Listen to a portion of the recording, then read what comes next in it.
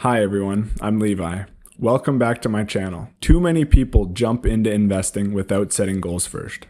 But if you don't know what you're saving and investing for, you might be setting yourself up for failure. In this video, I'll show you why you need a goal, how to set one, and how to know when that goal should change. If you're new here, I'm a physiotherapist who decided to become a financial planner. On this channel, I break down what I'm learning in my courses and turn research and academic studies into plain language, so you can build your financial knowledge step by step. You need a goal. Without one, you don't know if you're on the right track.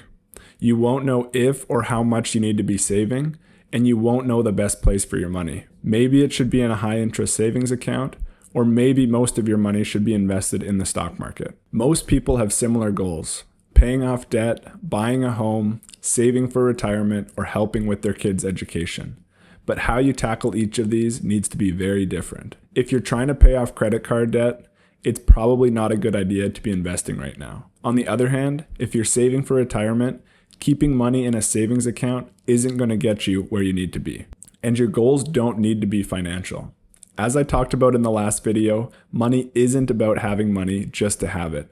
It's a tool to do the things that matter most to you. A goal could simply be to spend more time with the people you care about. For example, this past summer, I was privileged enough to take 2 months off of work and visit my parents in BC. Without money set aside, something like this would have been impossible. Clear goals give your money purpose, help you choose between trade-offs, and act as benchmarks. Instead of saying, "I want to be rich," you can ask yourself whether or not you're actually moving closer to the life you want. So goals are clearly important, but how do we set ones that are meaningful and realistic? At first, as much as it might sound like a high school assignment, it really helps to write down a few things that matter to you. This is actually really similar to what I do with clients as a physiotherapist. Someone might come in and say, "My knee hurts. I want to have less pain." That's a start, but it's not really a clear goal. When we dig deeper, I might find out that they want to run a 10-kilometer race on a certain day, or maybe they just want to kneel down in their garden.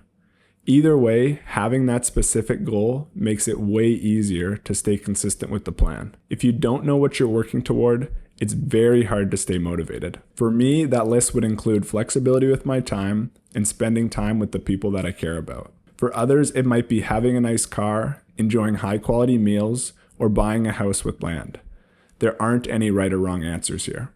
Goals also shouldn't start with a dollar amount. They should start with what you want. Once you know that, then you can figure out a number that supports it. For example, instead of saying, "I want to have $100,000 in 2 years," you might say, "I want to buy a house in 2 years." From there, you can figure out that $100,000 is about the right size of a down payment for the house that you want. Life changes, and your goals should too.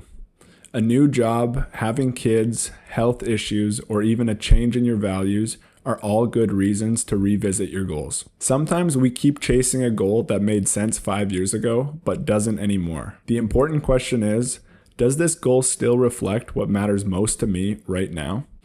And if you have a partner, involve them. Goals that are shared and are talked about are much more likely to get done than the goals that you keep to yourself. The best way to stay on track is a yearly check-in. Not to change goals constantly, but to make sure that they still fit the life that you're building. Clear goals give your money direction. They help you make trade-offs, track progress, and stay confident as life changes. When you know exactly what you're working toward, everyday decisions get easier. Say your goal is to save $25,000 in the next 2 years for a new car. That clear goal makes it easier to take an extra shift at work because you know what that money's going toward. It can also make it easier to cut back on things that don't matter as much. Maybe instead of going out for dinner 3 times a week, you cook at home a couple of nights. That's the power of goals. They give you motivation and they remind you why your choices matter. Let me know in the comments if there are any topics you'd like me to touch on in the future. Thank you guys so much for listening and have a great rest of your day.